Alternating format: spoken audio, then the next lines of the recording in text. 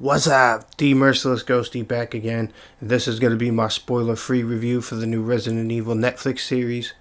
I'm going to try and keep my likes, dislikes at a minimum, but it is impossible to have a review without talking about some of those things, so I'll try and keep it to a minimum, as I'll have a whole separate video out tomorrow talking about my unfiltered thoughts. But before I get into it, I want to say if you are a big fan of the Resident Evil games, I strongly recommend you come over and hang out with me on Twitch. Every Thursday is Resident Evil Thursday. Kind of go through, play a different game. Over the past couple weeks, I've been attempting speed runs of Resident Evil 2 on the hardest difficulty, which has been challenging, but I'm getting closer and closer to completing it. A part or two here and there is going to be the difference.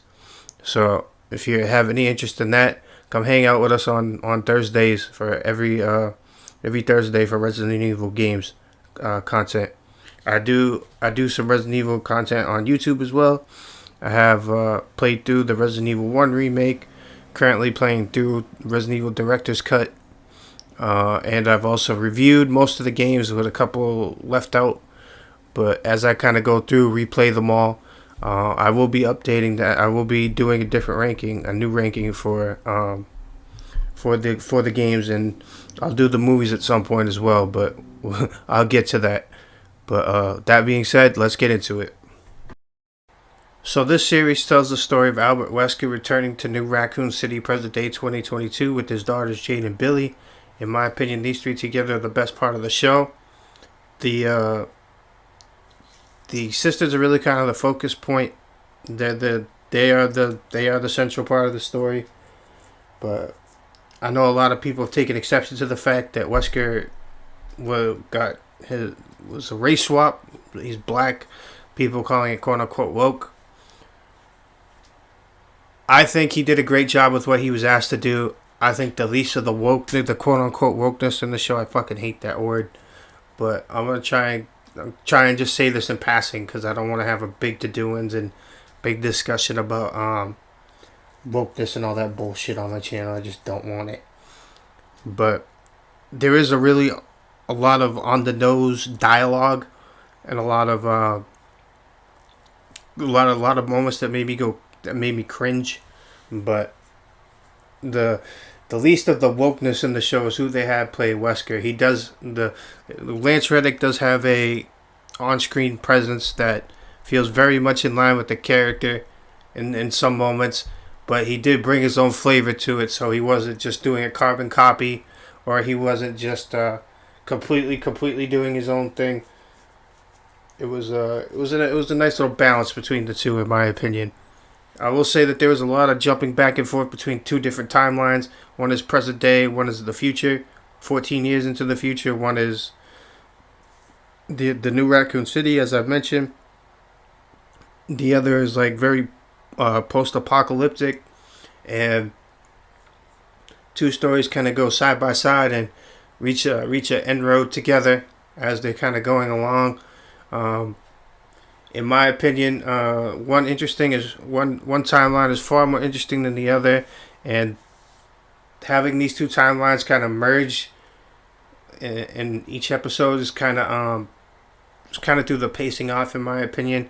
One timeline felt like it was there just to give each episode some oomph and some action. That's where you get a lot of your monsters is in the future. I will say one thing I did really like is the effects. The monsters, they all look really cool, digital and practical. The dogs, the lickers. I'm not spoiling anything there. Those images are already public, so you can go see those. Although I will say that there are a lot of surprises with the monsters, where I kind of cracked a smile as I was going through some of these episodes, where I'm like, oh, that's really cool. I'm glad you kind of threw that in there. Not only did you throw that in there, but the design looks really cool. So that made me kind of happy. That was, in my opinion, the second best part of the show was the monsters and the effects. Another thing I will say, it does honor the games in a respectful way. The original games are very much catered with the story. If you know what happens at the end of Resident Evil 3, then you know what I'm talking about. That's very much takes part of this, and the old Raccoon City is built on the old one. and there's kind of the government cover up story of what happened and all of that, and the girls kind of, as they kind of go along, kind of discover new things about their dad and everything that's kind of going on with the city, and that leads to a lot of conflict between girls and their father and Umbrella, who's still kind of running everything. That much hasn't changed, but overall, I think if you're looking for a good adaptation of the game, in my opinion, this wasn't it. This wasn't it. I just want a really good. You have a series that pretty much will write itself. You don't need you don't need to do all this extra shit. And I mean, I get it.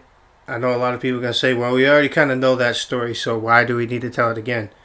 But when you think about it, you really have a series that writes itself. If we could do one full season of Resident Evil on Netflix, just in the mansion, just in the mansion. Um, like that was my biggest problem with Resident Evil Welcome to Raccoon City, is the fact that they jump back and forth between the first game and the second game and those two timelines, and then at a certain point, two characters split up from the other. Now we're going in three different places, and it was really all over the place. So kind of the same problems with this, even more so. I would say this show is really kind of all over the place.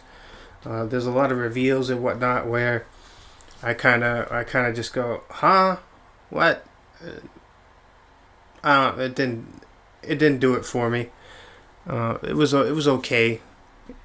I thought the early part of the season had me intrigued, and as it kind of got going on, it was just like, oh man, I'm like, this isn't it. This series deserves so much better than what we've gotten out of all the movies.